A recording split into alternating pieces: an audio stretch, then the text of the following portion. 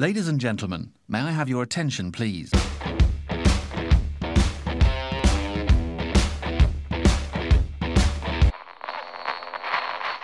Très heureux de vous accueillir pour une nouvelle émission dans la boîte, même si, pour être honnête, je viens de me brûler la langue avec ma soupe, mais ça c'est une autre histoire. Si les JO partent à Tokyo, la boîte aussi, horaire différent, mais pour cette émission, toujours autant de plaisir. J'espère que tout le monde va bien, bienvenue au nouveau, merci aux autres de rester. Un mot sur le fonctionnement, si vous êtes avec nous sur Discord, nous pouvons voir vos commentaires en temps réel via la chatroom, vous y êtes déjà, et nous tenterons d'y répondre au maximum. C'est la top priorité. Si vous n'avez pas de questions, pas de réaction ou pas de clavier, vous pouvez simplement écouter la discussion paisiblement. C'est très bien aussi, parce que j'ai plein de questions pour Cyril. Par ailleurs, cette rencontre, vous l'avez compris, elle est diffusée en direct sur Facebook via notre page La Boîte Salon Littéraire Virtuel, pour les gens qui n'aiment pas Discord. L'émission sera également disponible en replay sur la chaîne YouTube dans un avenir proche. Merci aux personnes abonnées, à celles qui s'abonneront. Vos commentaires, j'aime, cœur, pouce bleu font énormément de bien et permettent à la boîte d'exister. N'hésitez pas à inviter vos connaissances, la boîte est vaste. Cet après-midi et ce début de soirée pour certains, la boîte voyage en direction du Japon, alors non pas pour faire du sport, mais pour retrouver un maître du suspense, auteur du très remarqué Grand Froid, un livre idéal en juillet, même si le temps n'est pas génial là tout de suite. Cyril Carrère soulève le couvercle de la boîte pour nous parler de son roman Le 4e rassemblement chez Cosmopolis, et de la nouvelle Erin, de Mulhouse, de calendrier, d'un recueil de nouvelles, de la recherche d'un éditeur, il y a plein de sujets. Le décalage horaire, ça modifie un peu nos habitudes, mais c'est avec vraiment beaucoup de plaisir qu'on se retrouve ce samedi, 13h, heure belge. Mais avant d'en parler, Cyril, n'hésite pas à activer ton micro, sinon tu vas avoir énormément de mal à tout nous expliquer. Tu peux aussi mettre la webcam si tu es fou. On ne change pas une bonne vieille habitude, je te propose de faire connaissance avec toi, grâce aux 6 faces de la boîte et aux portraits chinois littéraires que le monde entier nous envie. Bon amusement à tout le monde, bonjour ou bonsoir, et merci d'avoir accepté mon invitation, Cyril, malgré les quelques kilomètres et les 7 heures qui nous séparent.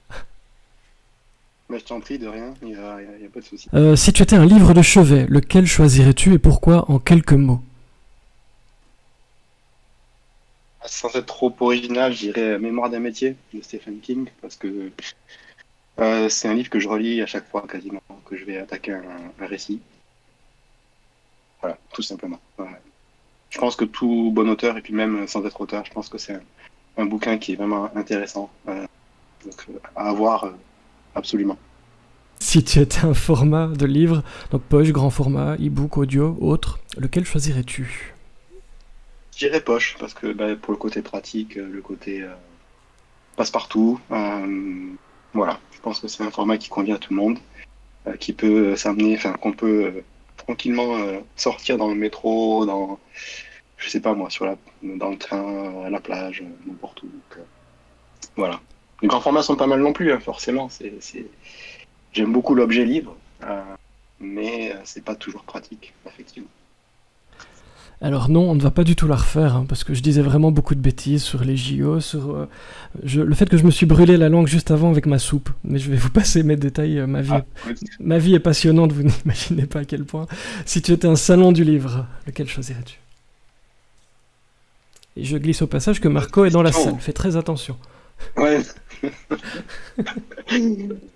Écoute, j'ai pas fait des masses de salons du livre, pour être honnête. Depuis la première sortie de Grand Franc en 2018, j'ai commencé vraiment les salons fin 2018 et puis 2019. Ensuite, voilà, il s'est passé avec la situation sanitaire qui fait que j'ai plus fait aucun salon depuis. J'ai fait quelques dédicaces, mais pas de salon. Donc moi, sans aller, Marco, t'es là, je sais que t'es là, mais le salon, moi, qui m'a marqué pour l'instant où j'ai été, c'est Eisner, effectivement. Ouais. J'aurais pu en faire plein d'autres, j'ai été listé pour pas mal de salons cette année, mais bon, ils ont tous sauté, forcément. Et donc voilà. Ouais. Donc, si tu étais une maison d'édition. Une maison d'édition. Sacrée bonne question, ça. Je te remercie, ah, j'en ai plein. J'en ai des tonnes. Alors. Et je sens que les gens dans la chatroom aussi, donc tu vas avoir du travail aujourd'hui. Ouais. Bah écoute, moi par rapport à ce que j'écris et ce que j'aime écrire, j'aime beaucoup, moi, la Bête Noire, comme maison d'édition. Voilà, ils éditent des auteurs qui, je pense, me correspondent.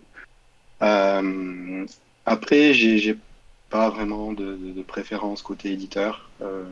Je pense qu'ils font tous du très bon boulot. On en parlera un peu plus tard, je pense, mais exact. Ouais, j'ai pas vraiment d'écurie, entre guillemets, d'écurie qui...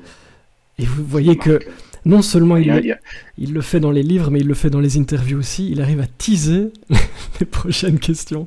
C'est magnifique. C'est magnifique. Si tu étais un rayon dans une librairie, j'ai une vague idée, mais tu peux nous surprendre. Ah bah ouais, non, je serais un rayon polar, c'est sûr. Un peu dans le fantastique aussi. Mais polar. Un marque-page original, un marque-page. Écoute, des marque-pages, j'en ai quelques-uns ici. Originaux, bah écoute, ceux qu'on m'a offert, surtout, je pense, qui marquent, qui m'ont été offerts, donc qui sont, je pense, qui ont une valeur sentimentale un peu différente. Est-ce que j'en ai sous ma main? Je vais reprendre ma bibliothèque, mais je regarderai après. En attendant, si tu étais un temps de conjugaison. Le passé. J'écris mes textes au passé et je m'y tiens pour l'instant. J'ai jamais essayé d'écrire au présent. Enfin, si, j'ai essayé, mais ça m'a jamais trop botté. Je sais pas. Donc pour moi, le temps de la narration, c'est le passé, donc je reste au passé. Alors, si tu étais la musique ou la bande-son de tes livres, est-ce que tu pourrais mettre un artiste ou une chanson, un morceau particulier en avant? Et je te rappelle qu'il y a Marco dans la salle, donc Céline Dion, Mylène Farmer, enfin, pour lui faire plaisir. Ou pas? Non, alors là, tu me lances sur un sujet... Je pourrais en parler pendant des heures, je pense. Tu as royalement 20 secondes. Je suis un petit peu chiant au niveau des bandes-sons. Alors, j'écoute beaucoup de bandes-sons de films et de séries, faut savoir. Pour l'écriture, mais pas seulement, aussi pour le plaisir. J'ai partagé sur Facebook, là, juste avant le live, une bande-son de Dune qui va sortir en septembre et que je pense que beaucoup de monde attend. Mais par rapport à mes écrits, c'est assez varié, faut avouer. Donc j'en ai pas forcément une en tête, mais j'en ai plusieurs. Donc je vais les citer. Pour le Glas de l'Innocence, qui se passe au Japon, j'avais pris une bande-son de jeu vidéo, clairement, qui s'appelle le Nier Automata. Et j'ai eu la surprise de découvrir un des titres, en fait, qui était joué pendant la cérémonie d'ouverture hier des Jeux Olympiques. Pendant le stage des athlètes, en fait. Ils m'ont fait passer 2 ou 3 fois, d'ailleurs, la chanson. Et je vous propose, je vous la passerai après l'émission. Si vous restez, je vous passerai cette superbe chanson que tu m'as envoyée. Je vous la passerai à la fin de l'émission. Ouais. Comme ça, on profite. Donc, voilà. En voilà une. Pour Grand Froid, c'est clairement plus cinématographique, ce que j'avais en tête, en tout cas. Et j'ai beaucoup écouté Hans Zimmer, qui est le compositeur pour Dune notamment, mais qui a fait tellement d'autres bandes-son, comme celle d'Interstellar, etc. Donc voilà. Et puis, pour le dernier, le 4e rassemblement, je me suis gavé de la bande-son de Fargo. Fargo, c'est une série des frères Cohen qui est sur Netflix, il y a 3 saisons, je crois. C'est un film, surtout, qui est paru il y a une quinzaine d'années. Et ça correspond totalement à l'atmosphère du bouquin. Donc là aussi, j'aurai des partages à faire, je pense, après le live, si vous voulez. Voilà, j'ai clairement des sons qui collent avec des séquences du livre. Et, ça m'a beaucoup aidé, je pense, dans l'immersion. Si tu étais un signe de ponctuation. Alors, je vois que Clarence est là, donc Clarence a déjà les 3 petits points, donc je lui laisse. Moi, ce serait, alors là, Ah, la bonne question, tiens. Je dirais les 2 points. Les 2 points parce que ça. Pourquoi? Bah, parce que déjà, j'utilise pas mal au niveau du style, mais surtout, ça permet d'introduire euh, des explications, des informations supplémentaires sur ce qu'on veut introduire. Donc, il y a souvent voilà, ce qu'on veut introduire, les 2 points, et puis l'explicatif. Et ça me correspond pas mal. Ouais. Et une petite dernière pour la route, si tu étais un verbe, parmi tous les beaux verbes que nous avons.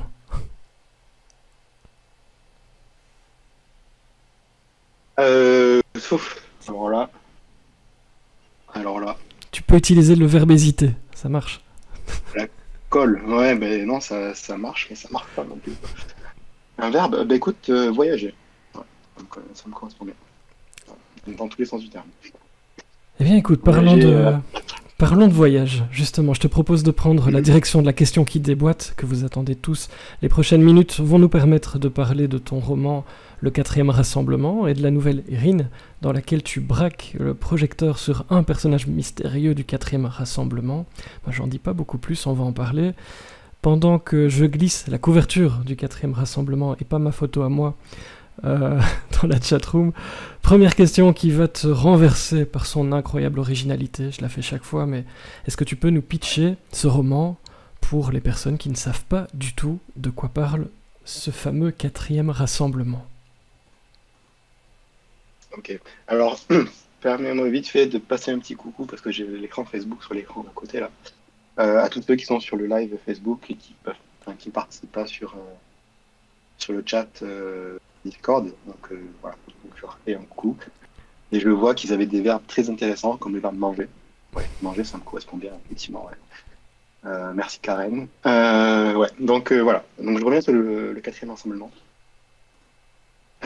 qui est un roman qui se passe dans l'Ouest américain, donc en Californie centrale, hein, pas la Californie de la côte Pacifique, vraiment dans les terres, le côté plus rural en fait, de la Californie qu'on connaît beaucoup moins, mais qui est aussi pas mal drivé par les personnes qui essaient de réussir, de lancer des business, etc. Euh, et donc, ce roman, c'est, comme le titre l'indique, en fait, tout se joue en fait autour d'un rassemblement d'anciens associés d'une compagnie qui a fait faillite et dont le patron, en fait, essaie de se remettre à flot de son côté tout seul, sans en parler à ses associés. Et en fait, va pour cela se lancer dans un marathon meurtrier, malheureusement, qui, voilà, il se retrouve un petit peu coincé par son envie de réussir. Comment c'était dur à pitcher, n'empêche, je pense. À écrire aussi, à mon avis. Donc, Non? oui, voilà, et dans son entreprise, bien sûr, il est traqué par un avocat fiscaliste qui renifle un petit peu l'odeur du sang et puis l'odeur des billets, l'odeur un petit peu frauduleux, si tu veux, des billets qui traînent derrière lui. Et voilà. Et d'un autre côté, bien sûr, il y a la police de la ville de Vidalia où ça se passe, bien sûr, dont un lieutenant de police notamment, qui est mis sur l'affaire de meurtre en fait, qui démarre le roman. Donc il y a 3 arcs en fait qui se télescopent, hein. L'arc de l'entrepreneur qui essaie de tout faire pour se remettre à flot, en tout cas au niveau financier, au niveau réputation. L'arc de l'avocat fiscaliste qui lui court après, et le 3e arc qui est celui de la police en fait, hein, clairement, qui est le côté investigation finalement. Donc c'est une atmosphère qui est assez particulière, c'est assez ça bouge beaucoup. L'atmosphère est pesante. J'ai clairement été influencé par ce que j'aime, hein, donc notamment ce que font les frères Cohen, ce que vous trouverez dans Fargo. Donc il y a pas mal de personnages, c'est vrai, mais c'est une intrigue voilà, qui comporte beaucoup de rebondissements et qui est un petit peu déjantée à l'image de ces personnages qui sont tous vraiment atypiques, je pense. Donc voilà. Merci pour le petit résumé. Mais avec grand plaisir. Je voulais t'aider comme je peux, avec les moyens du bord. C'est vrai que c'est un livre qui doit être compliqué à pitcher. J'ai essayé, du coup je t'ai laissé faire. Parce que je me dis qu'il a été aussi probablement compliqué à écrire, mais ça on va en parler. Ma première question, et n'hésitez pas dans la chatroom si vous en avez, tu l'as dit, on est dans la Silicon Valley.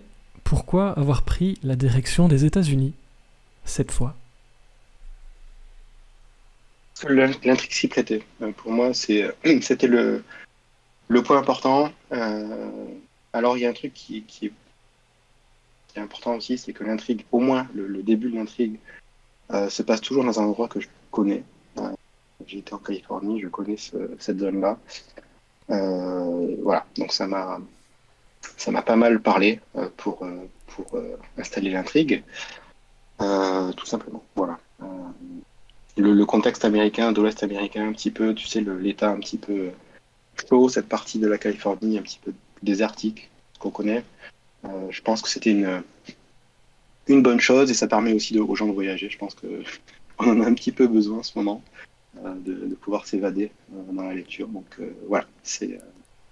Et on me glisse dans l'oreillette, parce que j'ai souvent des questions dans l'oreillette, hein, tu verras. Est-ce que tu as voyagé là-bas pour faire des recherches pour l'écrire, ou est-ce que tu as écrit parce que tu avais voyagé là-bas? Ça s'est fait dans quel sens? Non, c'est dans l'autre sens. Ouais, j'ai écrit en connaissant les lieux plutôt. Ok. Ouais, plutôt que l'inverse. Ouais. Alors dans ce livre, tu joues J'aimerais avec... bien faire l'inverse. Hein. J'aimerais bien voyager d'abord pour un projet. Allez. Ouais. Ouais. Pour un projet, ça serait bien. Et tirer où? Je suis sûr que ça intéresse tout le monde. Est-ce que tu as déjà une destination en tête pour nous faire voyager? Ouais, je pense qu'il y a... Déjà, il y a le Mexique, je pense. Un projet futur. Et puis, je pense aussi le Canada, mais ce serait pas pour un roman. Donc, pareil, ouais. Alors, dans ce livre, on l'a un peu vu, tu joues avec les codes, et on peut parler d'un cocktail. Il y a meurtre, politique, business. Enfin, tu aimes les défis, hein, parce que c'est quand même se compliquer la vie, non? Je sais pas. Je me laisse porter et souvent, ben, je sais qu'il y en a qui ont un peu plus de mal avec les intrigues à recoupement comme ça ou à tiroir. C'est pas toujours évident. En opposition aux intrigues plus linéaires, tu sais, où tu vas d'un point A à un point B. Là, c'est quand même beaucoup moins évident, mais ouais, je pense que c'est ce qui me définit un petit peu. Je pense que tous mes bouquins sont un petit peu de cette trempe-là. Sauf peut-être Grand Froid, qui est un peu plus classique dans la construction. Et Best of Batch, je note évidemment la question parce que on est beaucoup à se la poser, hein, sur le côté cinématographique de ton livre. Mais on sent que tu as soigneusement planifié ce livre à tiroir, hein, comme tu dis, que toutes les trajectoires qu'il contient convergent quelque part, sans trop en dire. Comment as-tu organisé ton travail pour ne pas toi-même t'y perdre? Parce qu'à la lecture, au final, je tiens à rassurer tout le monde, hein, c'est très très facile à suivre, vraiment. Et vu qu'en plus il y a beaucoup de suspense, on n'a pas envie de le lâcher, ce qui fait que ça se lit assez vite finalement. Mais c'est assez facile en tant que lecteur de le suivre. Par contre, à le construire, ça doit l'être beaucoup moins. Et donc je me demandais comment tu avais organisé ton travail pour ne pas te perdre toi-même. Alors il y a plusieurs points. Le premier, c'est que je voulais avoir des parties clairement définies et pas trop longues en fait. Donc le roman a 6 parties qu'on pourrait peut-être assimiler entre guillemets à des épisodes, hein, presque, mais qui sont, voilà, ce sont 6 parties distinctes de longueur. Voilà, c'est pas très très long, ça permet de pas se perdre non plus au niveau de qui fait quoi, voilà, des arcs narratifs, etc. Ensuite, non, j'avais un petit fichier Excel, tu sais, avec les chapitres, un court résumé de chaque chapitre, le point de vue du personnage principal, en tout cas du chapitre, et puis les 2-3 points de développement de l'intrigue pour chaque chapitre, et c'est tout. Le reste, j'ai suivi un petit peu ce que j'avais en tête. Je me suis beaucoup laissé porter par mes personnages. Pour le coup, là, j'avais vraiment bien en main mes personnages, et c'est ce qui m'a permis, moi, je pense, hein, de pas me perdre, de pas m'en mêler. C'est que j'avais vraiment chaque personnage bien défini. Je savais où j'allais avec chacun. Et comme je te disais, je me suis laissé porter par chaque caractère, par chaque type voilà, chaque personnalité.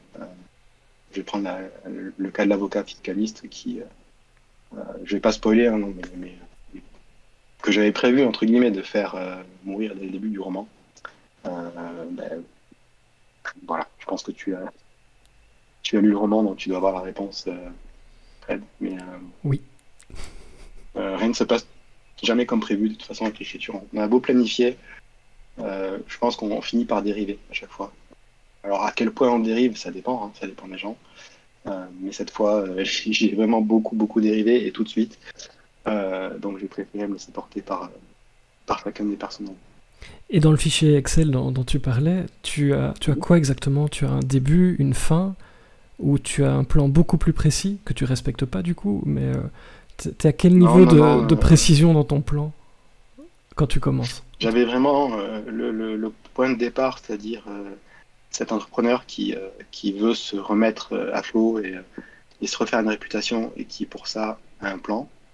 Donc ça c'était vraiment le point de départ j'avais le point de départ de chaque protagoniste en fait. Voilà. Pareil pour l'avocat fiscaliste, pareil pour le flic, et j'avais en ligne de mire ce fameux rassemblement à la fin du roman. Et je cherche, voilà, j'ai le meilleur moyen d'y arriver en fait. J'ai construit l'intrigue autour de ça, et j'ai pas non plus planifié ce rassemblement. J'avais aucun plan pour ça.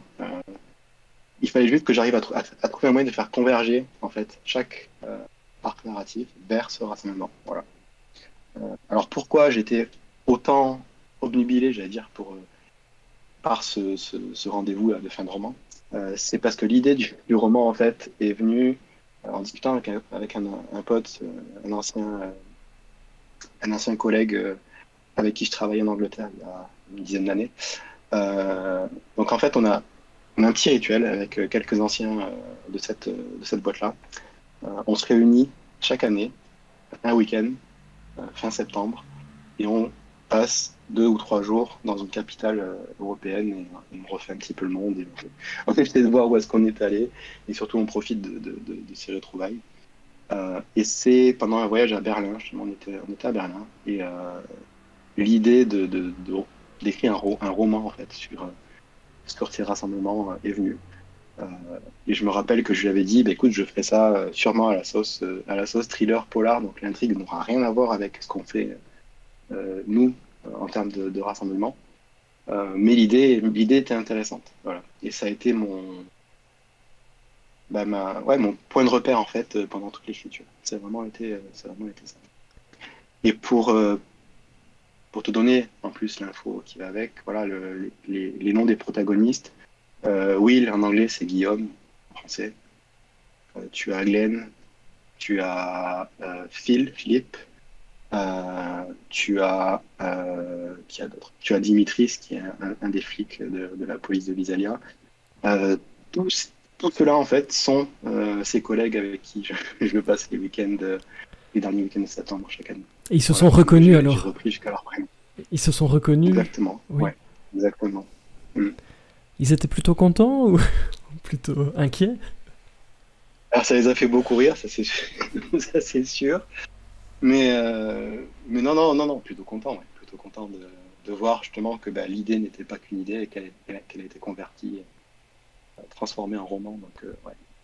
Tu as mis combien de temps à écrire ce livre? Ça m'a pris. Je vais réfléchir. Ça m'a pris quasiment 1 an. Ça m'a pris 8 mois pour le premier jet. Et ensuite, le travail édito, et on va dire 1 an en globalité. Alors bonjour Bill Plémo, bonjour Isabelle aussi, j'ai vu ta question et on va y arriver tout de suite, mais en refermant le roman et on en parlait un peu tout à l'heure, je me suis dit, et je suis loin d'être le seul, mais cette histoire ferait un excellent film. Est-ce que tu as un message à faire passer aux producteurs qui nous écoutent peut-être? Oui. Oui, il n'y a pas de problème. Non, mais j'adorerais que ce soit un film ou une série, enfin, peu importe, enfin, unité, faites comme si vous voulez. Mais j'aimerais beaucoup, beaucoup ouais, que ce soit adapté. Je te le cache pas. Euh, et maintenant que je sais écrire des scénarios, et c'est fabuleux. Donc pourquoi pas, pardon, je m'étouffe. Pourquoi pas essayer de le pousser vers des producteurs. Ouais. Donc j'ai quand même cette idée aussi derrière d'écrire enfin, de réfléchir un petit peu à comment l'adapter, peut-être écrire un synopsis et puis un script pour un épisode pilote, et pourquoi pas démarcher avec. Quoi. On sait jamais, hein, enfin, je veux dire, euh, j'ai rien à perdre à essayer, donc pourquoi pas. Ouais. Et oui, Ça me plaît beaucoup. si les frères Cohen nous écoutent, bonjour. Euh, alors pour l'audience, c'est très très bon si tu meurs en live, mais je préférerais pas quand même, s'il y avait moyen. Non, non, ça Tu va, vois qu'on se t'inquiète rencontre pas. avant. Euh, Tu m'auras attaqué. non, non, surtout pas. Surtout pas. Et au niveau de l'écriture, quand tu étais en train d'écrire le roman, est-ce que tu imaginais déjà que ça pouvait faire un film potentiel? Est-ce que tu as déjà travaillé dans ce sens-là ou pas spécialement? Non, pas spécialement. Je t'avouerai que j'y ai pas pensé en écrivant. Euh, Après, j'ai toujours cette écriture, tu sais, imagée. Enfin, j'ai besoin d'avoir les images en tête pour écrire. Donc voilà, peut-être de base, je suis d'autres de ce type-là au niveau écriture. Mais non, j'ai pas vraiment anticipé là-dessus. Donc, si ça arrive, ce serait génial, quoi. Voilà. Après, ça se passe aux États-Unis, donc je pense qu'il y a des contraintes autres pour pouvoir l'adapter, enfin, trouver un producteur. Je ne me ferme aucune porte. Je me dis que faut essayer. Il faut essayer. Puis, si je me prends des si je me prends des refus en série ou même s'ils ne me répondent pas, enfin peu importe, on s'en fout, hein, Alors je sais c'est pas grave, que hein, faut essayer. il faut rester positif. Peut-être que les frères Cohen nous écoutent.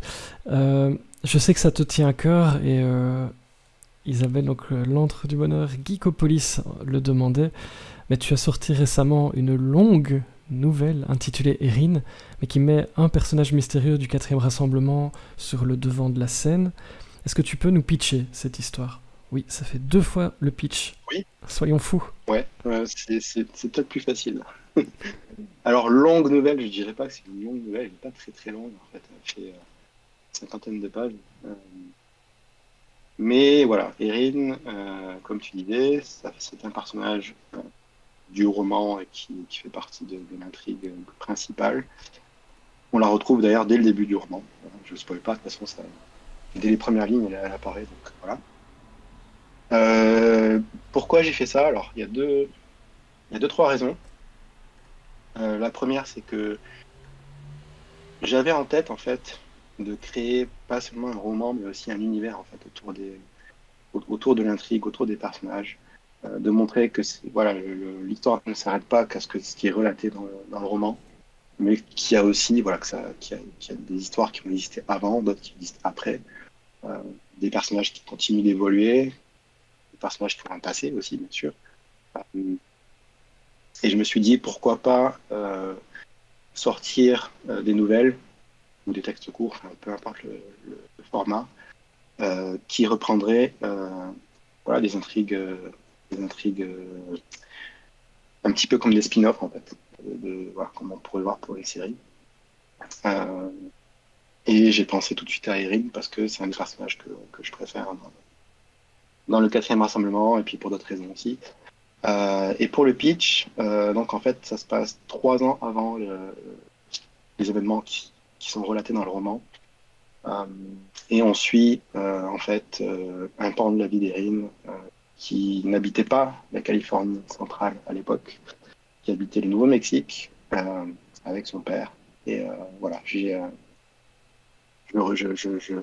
raconte un petit peu ce qui lui est arrivé 3 ans plus tôt et comment elle est arrivée finalement à quitter la région pour rejoindre la Californie centrale. Donc voilà, c'est aussi simple que ça. Et la nouvelle, c'est un exercice que tu aimes, plutôt que de faire un roman, finalement, avec Erin de Ouais, Beguiling. c'est nouveau en fait pour moi. J'ai pas vraiment écrit beaucoup de nouvelles. Euh, J'en ai écrit 2 en fait. Et je pense qu'Erin était la première. Je crois que j'ai été en premier. Pas de bêtises. Euh, ouais, donc je voulais absolument essayer parce que c'est un exercice qui est très intéressant parce que c'est forcément un texte court. Donc il faut rentrer dedans tout de suite. Il faut trouver les bons mots à chaque fois, sans arrêt tout au long du texte. Arriver à être concis sans avoir ce côté mécanique ou artificiel de l'écriture, mais vraiment essayer de véhiculer des émotions en très peu de mots. Et c'est un chouette exercice pour lequel j'étais pas très doué, pour être honnête. Et puis, comme je faisais à l'époque la formation que j'ai terminée depuis, la formation de scénariste, qui finalement rejoint un petit peu ce type d'exercice, puisqu'il faut écrire des scripts, donc des textes qui vont être joués à l'écran, mais des textes qui sont, je pense que je sais pas si tu le sais, mais ce sont des textes très très formatés dans un format très particulier, très cadré. Et donc il faut être très concis, il faut être précis. Voilà, je pense que ça rejoint un petit peu ce qu'il faut pour pouvoir écrire une bonne nouvelle. Donc je me suis lancé là-dessus. Voilà. Je connais très très très bien. Je vois de quoi tu parles. Et maintenant, grâce à toi, les gens qui nous écoutent aussi. Question un peu pratico-pratique, mais est-ce qu'on peut lire Erin avant le 4e rassemblement? Est-ce qu'on peut lire ça indépendamment? Est-ce qu'il vaut mieux lire le livre, le 4e rassemblement, et puis ta nouvelle Erin? Dans quel sens il faut aller pour que ce soit le plus jouissif L'idéal, possible? ce serait de lire Erin. Alors, non, j'allais dire spontanément, il faudrait peut-être lire la nouvelle avant, mais non, c'est même pas évident. Il n'y a pas vraiment d'ordre. Je pense que ça peut rester indépendant parce que on retire les mêmes, enfin j'espère, qu'on retire les mêmes émotions en lisant soit avant, soit après le roman. Voilà, sans vouloir spoiler ou quoi, mais je pense que voilà, on peut la lire indépendamment, sans souci. Et pour revenir sur la question du cinéma, Sophie demande si le 4e rassemblement devait être adapté à l'écran par les frères Cohen ou autres, qui verrais-tu dans les rôles principaux? C'est Sophie qui a posé la question. Oh, putain. Sophie. Voilà, tu peux la remercier, elle t'écoute. Merci Sophie. Merci. Je n'oublierai pas. Donc, alors pour les autres, pour les acteurs. Non, honnêtement, j'ai vraiment pas d'idée qui me vient là tout de suite.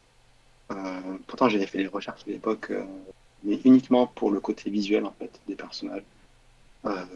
Non, j'ai vraiment pas d'idée de casting pour cette intrigue-là. Mais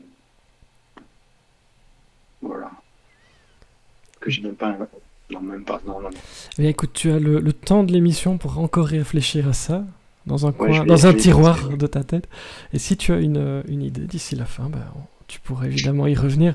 Dernière question pour cette question qui déboîte. Est-ce que tu as des projets au niveau du 4e rassemblement pour peut-être un autre spin-off ou quelque chose qui tourne autour de ce livre-là? Ou alors, on parlera sans doute des projets juste après, mais est-ce que tu quittes provisoirement ou définitivement les personnages de ce 4e rassemblement?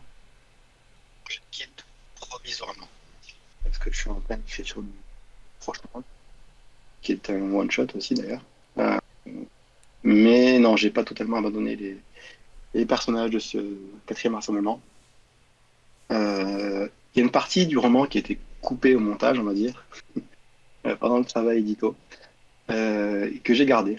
Une partie que j'ai mise de côté et qui pourrait très très bien faire l'objet d'une nouvelle aussi. Je ne m'interdis pas d'en faire une nouvelle et de la publier plus tard. Voilà. Et puis pourquoi pas plus tard. Et là, sans essayer de trop donner d'indications sur le roman, mais pourquoi pas partir avec un des personnages du roman sur un nouveau roman plus tard, ouais. J'ai des idées là-dessus et j'aimerais bien creuser, en tout cas. Ouais. Allez, gardien du temps oblige, il est l'heure de passer à la boîte blanche que je t'avais proposée. Pour les gens qui découvrent nos émissions, c'est comme une carte blanche mais dans la boîte. Notre invité prend donc les commandes quelques minutes. Cyril, je te confie la salle, prends-en soin. Ok, bon écoute. Alors, comme d'habitude, désolé Fred, hein, tu connais pas encore le concept.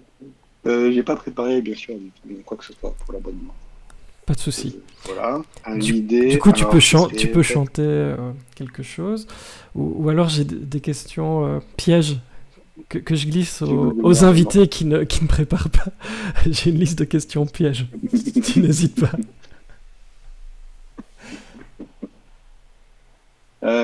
Alors, non, je réfléchissais un petit peu à ce que...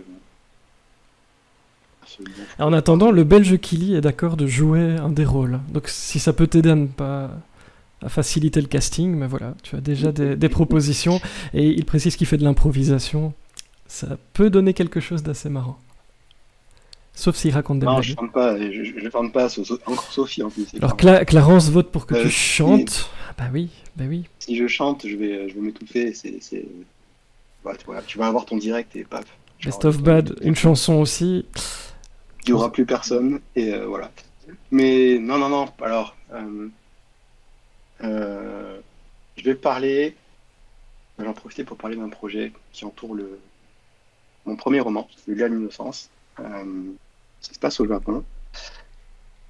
Et donc, il y a plusieurs choses à propos de ce roman sur lequel je suis en train de retravailler. Je suis sur un projet notamment d'adaptation pour un animé en fait de ce roman. Donc je me suis mis au travail il y a quelques semaines de ça. C'est un projet qui va prendre du temps, hein, qui va pas se concrétiser tout de suite, mais j'ai démarré avec ce qu'on appelle le chara design, donc le design des personnages, le découpage de l'intrigue, etc. Je me suis associé avec une illustratrice qui est à Paris pour travailler sur ce projet-là. Voilà, la machine est en marche. J'ai commencé à bien développer les contacts aussi pour ensuite soumettre cette idée d'animé. Donc c'est quelque chose qui a commencé. Voilà, j'ai hâte d'inventer là-dessus. Ça va être hyper intéressant, je pense. Parce que c'est pour moi mon premier roman, donc il a une place particulière, bien sûr. Et puis il se passe au Japon, donc au pays où je vis, dans lequel je vis, et c'est le seul roman pour l'instant qui passe. Même si j'aimerais beaucoup développer quand même, avoir d'autres intrigues ici. Parce que tant qu'à faire, quitte à être expatrié aussi loin, et être auteur, et voilà. Je crois qu'on n'est pas très nombreux, on est 3 ou 4 ici. Donc il y a Jean-Philippe Loulot, je ne sais pas s'il est connecté, JP qui est aussi près de Tokyo. Et puis il y a Sébastien Reiser qui est à Kyoto, lui, qui est publié chez Gallimard Noir. Voilà, donc on n'est pas très nombreux et j'aimerais bien profiter justement de cet avantage en fait, finalement de connaître le pays, de connaître la culture, d'être immergé au quotidien pour essayer de faire découvrir un petit peu chez nous un petit peu ce qu'on peut avoir comme intrigue. Alors bien sûr il y a des romans qui existent, hein, les romans japonais qui existent, les auteurs japonais qui sont quand même bien présents en France, qui ont été traduits, etc. Mais du coup il y a peut-être une petite, entre guillemets, une niche à exploiter ici, c'est-à-dire d'écrire des romans et des polars, des thrillers japonais qui se passent ici, du point de vue d'un Européen qui est expatrié. Je pense qu'il y a pas mal de choses à faire. Et je pense aussi creuser, parce que j'en ai parlé un petit peu tout à l'heure, mais j'ai fait que des one-shots pour l'instant. Et j'aimerais beaucoup, moi aussi, entre guillemets, moi aussi, avoir un personnage récurrent. Et si jamais je devais en avoir un, ce serait probablement le personnage principal du Gars de l'Innocence, qui s'appelle Hayato. Ouais. Donc il y a tout un tas de projets qui se mettent en place autour de ce premier roman, et je suis assez content parce qu'il a quand même 3 ans. Il n'est pas publié en ce moment. Et voilà, j'y réfléchis. Et donc il y a la team Hayato qui intervient dans la chatroom. Pour les gens qui n'ont pas lu et vu qu'il n'est plus disponible, mais est-ce que tu peux quand même dire un mot sur l'histoire de ce livre, ouais, Le Glas de l'Innocence? Comme ça les gens qui ne connaissent pas attendront encore plus d'impatience que tu finisses le travail par rapport à ce livre. Alors c'est un un récit qui se passe sur 2 époques, entre Tokyo et Okinawa, qui est une île qui fait partie de l'archipel du Japon, bien sûr, qui se situe tout au sud, hein. C'est une île au climat tropical. Dans l'arc de Tokyo, en fait, on suit une série d'homicides, en fait, de crimes entre guillemets rituels, voilà, qui mettent un petit peu sans dessus dessous la capitale et puis l'équipe d'investigation de la criminelle, dans laquelle voilà, de laquelle fait partie Ayato, qui est une jeune recrue en fait, hein, qui sort de l'académie à peine. Et puis à une toute autre époque, hein, 30 ans avant, on suit à Okinawa un petit garçon en fait, le quotidien d'un petit garçon qui vit seul avec son père, qui est maltraité, et voilà, ça commence comme ça. Les deux, bien sûr, les deux intrigues vont finir par s'entremêler au bout d'un moment. Voilà, j'ai pris beaucoup de plaisir parce que c'est un roman qui, comme je disais, c'était mon premier roman, et puis ça se passe ici. Il y a beaucoup de points que j'ai voulu explorer dans ce roman, et je suis content d'avoir pu le faire. Voilà. Après, je pense qu'il y a tous les petits défauts d'un premier roman, mais c'est ce qui fait que j'aime ce roman. Et puis, de toute façon, voilà, c'est pas fini avec ça, donc je pense que je vais Mais donc, Info je vais Capital, l'exploiter et faire au mieux. Ayato pourrait devenir ton personnage récurrent. Et c'est. Oui, je pense, ouais. Et Alors, en fait, visiblement, la chatroom a l'air d'être plutôt favorable à cette excellente idée. Comme ça, tu es rassuré, tu peux sourire de toutes tes dents. Je pense Alors, du coup, que tu as tapé dans le mille. je vais en profiter, tiens, pour en parler. Alors, j'écris mon prochain roman, mon 4e roman, qui est assez avancé. Mais j'avais aussi commencé un autre roman qui reprend ce personnage d'Ayato, entre autres, dans une nouvelle enquête qui est un peu plus qui est contemporaine cette fois, qui se passe de notre époque, de nos jours uniquement. Et il y a deux types d'histoires qui vont s'entremêler encore une fois. Mais là où je vais en venir, c'est comme je parlais justement, tu sais, d'essayer de présenter des intrigues qui se passent au Japon sous l'œil de quelqu'un d'un expatrié, donc pas d'un japonais. L'une des histoires de ce roman, en fait, traite d'une disparition de Français, de ressortissants français, pendant un voyage, voilà, donc un touriste qui s'évapore du jour au lendemain. Ça fait appel à une histoire vraie, hein, qui malheureusement est encore d'actualité. C'est la disparition de Tiphaine Véron. J'en parle beaucoup, j'en parle souvent autour de moi parce que c'est important pour la famille notamment, qui est hyper frustrée parce que l'enquête ici ne progresse pas aussi vite qu'elle ne devrait. Il se heurte beaucoup aux différences culturelles, je dirais, et de traitement des affaires entre la France et le Japon. C'est vrai qu'il y a beaucoup de points qui diffèrent, et ça peut être hyper frustrant pour les familles d'expatriés, notamment de Français. Donc, il y a beaucoup de choses qui n'ont pas été faites, qui auraient dû être faites. Et puis, malheureusement, on est à quasiment, je crois, on a dépassé les 3 ans maintenant, et ça commence à être critique. Voilà, c'est une affaire qui me parle beaucoup. J'échange avec la famille d'ailleurs à ce sujet, comme beaucoup d'expatriés français. Voilà, on essaie d'aider comme on peut. Et moi, j'avais vraiment ce projet j'allais pas dire démocratiser, mais c'est un gros mot ça, de mettre un petit peu l'accent sur ce type de problème qu'on rencontre au Japon quand on n'est pas japonais. Voilà, donc c'est une histoire que je vais de toute façon traiter, c'est obligé. J'ai écrit une centaine de pages déjà, donc je pense que ça prendra forme bientôt. Et alors dans la série J'ai un plan que je ne respecte pas, vous savez, moi je suis très très fort. J'ai une question dans ta boîte blanche, ce qui n'est pas du tout prévu, hein, mais j'adore faire ça. Est-ce que tes livres sont disponibles au Japon en japonais? Est-ce qu'ils sont traduits finalement? Parce que ce que tu viens d'expliquer, est-ce que ça passerait bien là où tu vis finalement? C'est une bonne question. Alors, non, ils ne sont pas traduits. La réponse est là. Ils sont disponibles par contre, Grand Froid et le 4e Ascendant sont disponibles à la librairie ici au Japon, sur commande bien sûr. voilà, c'est plutôt pour les Français notamment, malheureusement, pour l'instant. Donc non, pas traduit.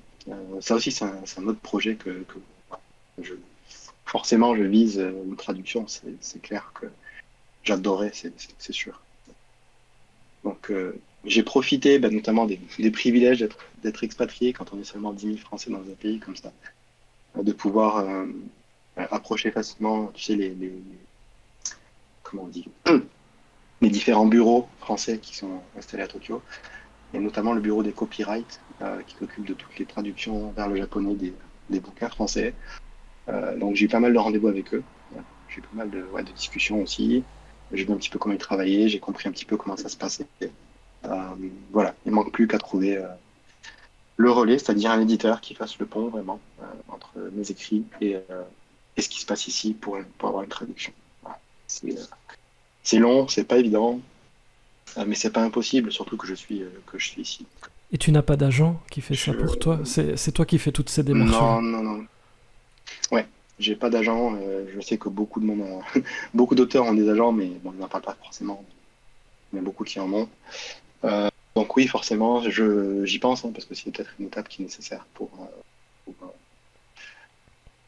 entre guillemets, rendre tout ça un petit peu plus concret, un petit peu plus ouais, concret, que ça avance un peu plus vite, quoi. Voilà, c'est c'est pas évident, mais c'est un projet, hein, c'est un projet de longue date et j'espère que ça aboutira. Écoute, tu as plein de Et donc projets. par rapport à ce que tu disais, C'est bien. oui, par rapport à l'intrigue dont je te parlais, c'est vrai que il y a des sujets qu'on ne peut pas traiter. C'est vrai qu'il y a des sujets qu'on ne peut pas traiter de la même façon en français et dans une version traduite, je pense. Euh, je pense aussi, pour avoir lu quand même pas mal de bouquins en anglais notamment, que voilà, la traduction n'est jamais fidèle à 100% de toute façon. Voilà, que ce soit des fois tu sais, des expressions, des références qui n'existent pas forcément dans le pays où le livre est traduit. Il y a tout un tas de situations où la traduction peut légèrement différer. Voilà, je pense que ça en ferait partie dans ce cas-là. Ce côté frustration du fait que le Japon n'investit pas aussi de manière aussi poussée que la France sur des disparitions, par exemple, ne traite pas le sujet de la disparition de la même manière, etc. Je pense qu'il faut peut-être tourner ça autrement, trouver d'autres mots. Voilà, il y a peut-être un petit travail de fond à faire, mais c'est pas non plus, c'est pas un truc qui va être, qui va empêcher le projet de se faire. Eh bien écoute, je te propose malgré tout, puisqu'on y est déjà un tout petit peu, d'entrer dans la boîte de Pandore. Le temps restant sera consacré à toutes vos questions et à toutes celles que j'ai encore. On n'est pas couché, je vous le dis. Si vous êtes sur Discord, n'hésitez pas à les écrire dans la chatroom. Je vois que vous êtes très très actifs et ça me fait plaisir. Je vais m'accorder la première. Alors, je vais sauter un petit chapitre que j'avais prévu, on verra plus tard. T'as d'autres projets, parce qu'on était dans tous tes projets. Alors, il y a des choses dans l'actualité récente. J'ai vu notamment que tu es mannequin à tes heures. Est-ce que tu peux nous parler du calendrier 12 mois en noir 2022? J'ai vu que tu y étais. Et je sais que les gens adorent ce genre de projet. Et donc voilà, un petit mot là-dessus. Je sais que les bénéfices vont à une association. Si tu veux en dire un mot, c'est l'occasion. Ouais, alors, effectivement, tu m'as pris un peu de cours là-dessus. Oui, je sais. C'est l'histoire de ma vie, ça. Je fais ça dans les livres aussi. Est-ce que tu... Ouais, en fait, l'association s'appelle 12 mois pour toi. Et comment dire, c'est dur d'expliquer un petit peu ce qui se passe là-dedans. Mais l'idée, en fait, c'est un projet qui est porté par Sandra Martineau, qui, je pense, l'a déjà fait par le passé. Je crois que c'est la 2e ou 3e édition de ce calendrier. Donc, ce sont des calendriers qui sont disponibles à l'achat, je pense, jusqu'à septembre, pas de bêtises, et qui reprennent des auteurs du noir. Et je suis très content qu'elle m'ait donné l'opportunité de figurer sur le calendrier 2022. C'était pas vraiment prévu à la base, mais j'en suis très content, ouais. Voilà, je vois pas trop encore quoi dire de plus là-dessus, mais il va y avoir On va faire un petit peu plus de promo, je pense, début septembre, avec la rentrée littéraire. On mettra un petit peu plus l'accent sur ce calendrier. Alors, autre actu, ça c'était cette semaine. Bah, dans la série Tu n'as pas le temps de t'ennuyer, tu as aussi participé au tome 2 du recueil de nouvelles du groupe Thriller et vous, bah, qui est présent sur Facebook. Je les salue au passage. Tu retiens quoi de cette expérience? On parlait un tout petit peu des nouvelles tout à l'heure avec Erin. Tu retiens quoi de ce recueil qui sort voilà, cette semaine? Écoute, ça tombe bien, j'ai reçu aujourd'hui. Donc t'as pas la couverture, mais il est là, je le montre. Je te dis, ouais, il est tout bon en plus. Donc, je suis content. Bah, j'ai pas participé à la première édition parce qu'à l'époque, j'avais pas encore écrit de nouvelles justement, et je savais pas non plus comment me prendre vraiment. Mais donc le concept, hein, clairement, c'est un appel à texte qui était fait par les modératrices du groupe Thriller et vous. Ensuite, il y a une lecture des nouvelles soumises par les modératrices, une sélection de nouvelles, et puis enfin, les textes ont ensuite été travaillés, corrigés, etc. Pour une parution qui est toute récente, hein, c'est cette semaine qui est parue. Donc je suis très content parce que c'est quelque chose que j'avais pas fait avant. Je pense que c'est un bon moyen de faire découvrir en fait des auteurs à des gens qui n'ont pas forcément lu ces personnes-là. Donc rien que pour ça, je suis content d'y figurer. Donc là, on a 20 nouvelles avec notamment un 4 mains, un ou deux 4 mains. Et puis, Il y a 21 auteurs. Ouais. Oui. Un 4 mains entre Isabelle Villain et Magali Collet. Ouais. Et ta nouvelle s'intitule donc, Inévitable, je crois. Exact, ça s'appelle Inévitable et elle se passe chez moi, dans le Gard. Voilà. Je suis content d'avoir planté l'intrigue chez moi, pour une fois. Voilà, je suis assez content de cette nouvelle aussi. J'ai pris beaucoup de plaisir, j'ai pas forcément pas pris la tête. 2-4 mains, me dit Clarence. 2-4 mains. Ah bah oui, puisqu'elle est. Désolé, je pense que vous avez fusionné, forcément. Les sœurs Pitts, oui, qui nous Clarence et Stéphanie. Exact. Effectivement, Donc, oui, on retrouve aussi Clarence et Stéphanie. Pardon. Et donc n'hésitez pas, si vous voulez les infos, on mettra les liens dans la description. Donc, ouais, bien sûr, ouais, c'est un recueil qui est disponible à prix coûtant. Donc voilà, le prix de fabrication et le prix d'achat. Donc c'est une très bonne expérience pour un groupe qui se développe beaucoup, qui grandit très vite. Je crois qu'il y a déjà 7000 membres. Donc ça évolue assez vite. Et je pense qu'il y aura forcément des tomes supplémentaires dans les années à venir, je pense. Donc je suis content d'avoir participé à ce recueil. Alors n'hésitez toujours pas à poser vos questions. En attendant, je te pose les miennes. Tu as annoncé Vas-y. Il y a peu que tu quittais Cosmopolis. Je ne sais pas si tu as envie d'en parler ou pas. C'est pas obligatoire, mais tu peux. Mais la question c'est auteur talentueux, recherche éditeur, ou est-ce que tu as trouvé comment poursuivre ton chemin? On en a déjà un peu parlé, mais la recherche d'éditeur, voilà, comment ça se passe du coup? Ouais, c'est un sujet vaste, ça, c'est très très vaste. C'est pas évident parce que il y a deux aspects. Alors il y a le côté entre guillemets passif et le côté actif, je dirais. Le côté actif, c'est d'essayer soi-même d'aller chercher les personnes, d'aller contacter les personnes, de discuter avec elles, d'essayer d'envoyer des écrits. Et puis le côté passif qui, pour moi, est moindre par rapport à mes collègues qui ont aussi quitté Cosmopolis. Ou peut-être des gens qui t'ont déjà lu avant, qui te connaissent et qui essaient un petit peu de voir quels sont tes projets, vers quoi tu te diriges et pourquoi pas de fil en aiguille arriver à une collaboration. Donc voilà, ce sont les deux aspects. Je suis un petit peu sur les deux, effectivement. Mais de toute façon, je pars du principe que pour la suite, il me faut un texte, il me faut une production. En fait. Il faut que j'ai quelque chose à montrer, quelque chose à proposer. Pas forcément des écrits passés, mais aussi quelque chose de nouveau, quoi. Donc j'essaie vraiment d'avancer sur mon texte, mon prochain roman. J'en suis à quasiment 300 pages. J'essaie de m'y mettre. C'est pas évident avec le contexte, c'est beaucoup plus lent que d'habitude. Mais pour moi, c'est indispensable. Donc j'essaie de me concentrer là-dessus. Et puis ensuite de démarquer un peu plus efficacement peut-être les éditeurs. Après, étant expatrié aussi, je suis moins présent. Il y a des salons peut-être auxquels j'aurais peut-être pu participer cet été, comme je ne suis pas sur place, j'ai pas pu y aller ou j'ai pas été invité ou peu importe.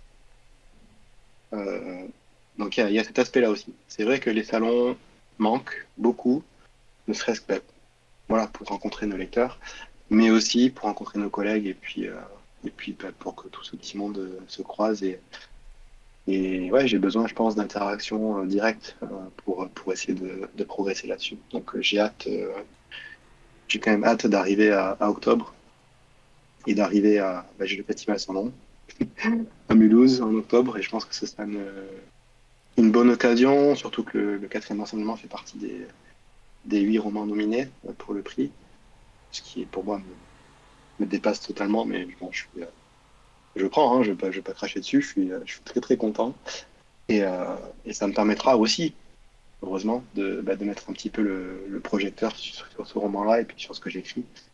Donc j'espère que ça va m'aider aussi. Voilà, je mentirais si je disais le contraire. Je pense que c'est important d'essayer de s'appuyer là-dessus. Et donc tu disais c'est pas... Céline, oui. Céline, oui, écoute, j'attends. Ta gourmandise. Elle demande ce que tu grignotes. Ouais. J'ai hâte, ça va être chouette. Mais Céline demande ce que tu grignotes en écrivant. Écoute, là, en écrivant, c'est souvent du chocolat, je pense. Un petit peu de tout, ouais. C'est pas compliqué. Niveau bouffe, c'est pas compliqué. Mais bizarrement, en écrivant, je grignote pas autant qu'on pourrait penser. T'es concentré. Ouais. Tu disais. Par contre, la relecture, c'est autre chose. C'est autre chose. Ah, je sais pas. C'est pas le même travail. Tu disais c'est pas évident parce que tu es au Japon assez souvent et donc la promotion elle est compliquée. Si tu veux nous en parler un peu, mais tu l'as déjà fait.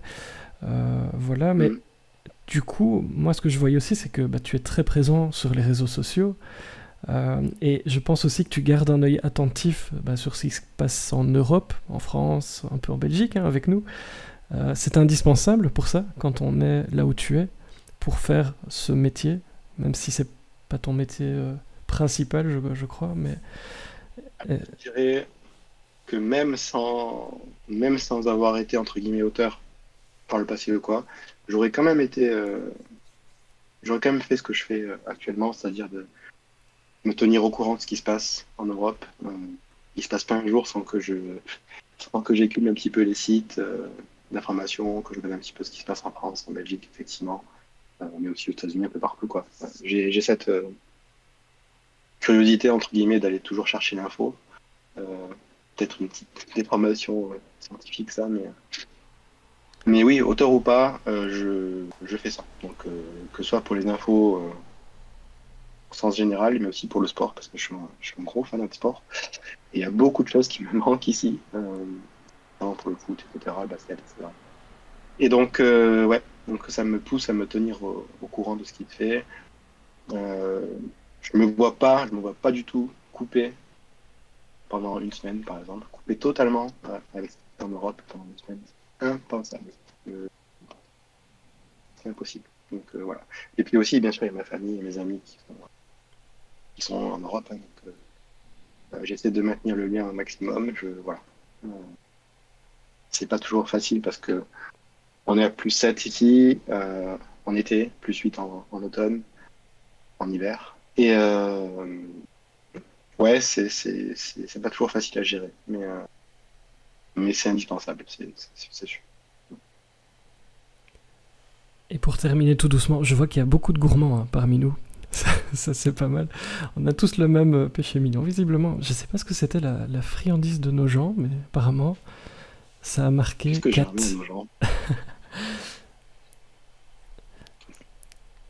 sais plus. Et pendant que tu Je mange trop, je réfléchis, ben, c'est peut-être ça. Donc tu parlais évidemment de la distance qui est parfois compliquée, mais crois. pour terminer, puisqu'on en profite que tu es là-bas au Japon, tu disais que tu pourrais amener plus de Japon dans ce que tu écris. Qu'est-ce que tu aimerais mettre en avant? Si tu pouvais mettre une ou deux choses en avant, là tout de suite, que tu as en tête, pour nous faire voyager un peu, nous qui sommes ici, sous la pluie en Belgique. Pour vous, je ne sais pas, mais ici, il pleut. Quelles images tu voudrais faire passer? Parce que on en a probablement beaucoup de clichés. Moi, je j'ai jamais été, par exemple, au Japon. Donc, j'en vois les clichés habituels. Il y a probablement d'autres Ouais. choses. Dans quoi tu as envie d'aller? Quelles images tu aurais envie, si tu en prenais une Alors, ou deux? je pense qu'au niveau cliché, les gens ont peut-être en tête, ont beaucoup en tête, euh, j'allais dire la mégalopole, l'hypercentre, Tokyo, les lumières de partout, les immeubles de partout, la démesure un petit peu de la capitale, etc. Alors que le Japon, c'est tout autre chose en fait. Tokyo, Tokyo est Tokyo, hein, on va pas renier ce qu'elle est. Au contraire, c'est- voilà, c'est assez fascinant de voir une ville aussi grande en fait, et composée en fait de plein de petits quartiers qui sont complètement différents les uns des autres. On passe de l'hyper techno au très traditionnel en deux trois stations seulement. Euh, mais moi, ce que je voudrais montrer plus, c'est ce qui se passe en dehors de Tokyo, c'est-à-dire le Japon plus traditionnel, le Japon rural en fait, euh, qu'on ne met pas assez en avant. Parce que c'est le vrai Japon, c'est celui-là, je pense.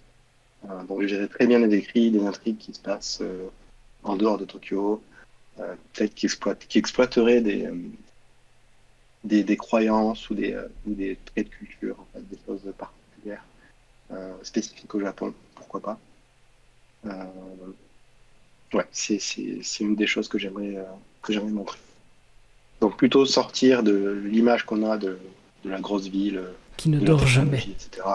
Mais montrer ce qui se passe vraiment dès qu'on s'éloigne, hein. Tu prends le train d'ici, tu fais 50 km et ça y est, c'est la campagne, c'est les rizières à perte de vue, ouais, ça n'a plus rien à voir avec ce que les gens peuvent avoir en tête du Japon. Donc Eh bien, ça nous fait voilà. voyager un petit peu. Ma dernière question, parce que vous savez, c'est la priorité ici, les questions des personnes qui nous écoutent. Fanchon demande, quand un livre est traduit, puisque c'était un de Mhm. projets à long terme, est-ce que la couverture du livre reste la même? Est-ce que tu peux éclairer Fanchon? À ma connaissance, hein, je vais pas parler pour d'autres. À ma connaissance, non. La couverture change en fait. Elle est reprise, bah, elle est produite par le nouvel éditeur en question. Donc non, non, j'ai pas vu de mémoire, j'ai pas vu de roman qui ait conservé la même couverture d'une version à l'autre. Donc si ça devait m'arriver en tout cas, ce que j'espère un jour, j'en profiterai ouais, pour que ça change aussi niveau couverture. Parce que je pense que ça traduit aussi enfin, les codes en fait, entre guillemets, les codes graphiques, ce qui va attirer l'œil des lecteurs n'est pas forcément la même chose selon qu'on soit en France ou aux États-Unis ou au Japon, tout simplement. Eh bien, nos 60 minutes s'achèvent déjà. Ça passe très très vite, hein, comme je l'avais dit. Que voulez-vous? Que souhaites-tu nous dire pour conclure cette belle émission? Pendant que Marco nous refait, Je nous refait choisis la question. laquelle. Nous fait Ah, je un préfère les choix Kit de Kat. friandises. En plus, ça n'arrête pas de. Enfin, il y a plein de nouvelles saveurs qui sortent tout le temps. Donc, non, Kit Kat. Kit Kat. Kat. Désolé.